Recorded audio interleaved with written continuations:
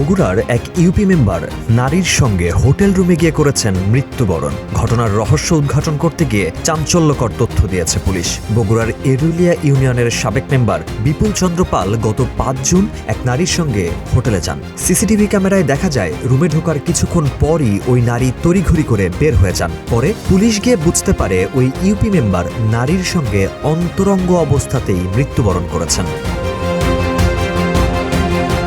Police ওই room তল্লাশি করে বুঝতে পারে অন্তরঙ্গ হবার আগে উত্তেজক ঔষধ গ্রহণ করেছিলেন ওই ব্যক্তি। ধারণা করা হচ্ছে ওই ঔষধের কারণেই দুর্ঘটনার শিকার হয়ে প্রাণ হারাতে হয়েছে ইউপি মেম্বারকে। পরে অবশ্য ঘটনায় জড়িত নারীও এই ঘটনার স্বীকারোক্তি দিয়েছেন। যৌন উত্তেজক সেবনের পরে অন্তরঙ্গ অবস্থাতেই মৃত্যু হয় বিপুল চন্দ্রের। News desk, green TV digital.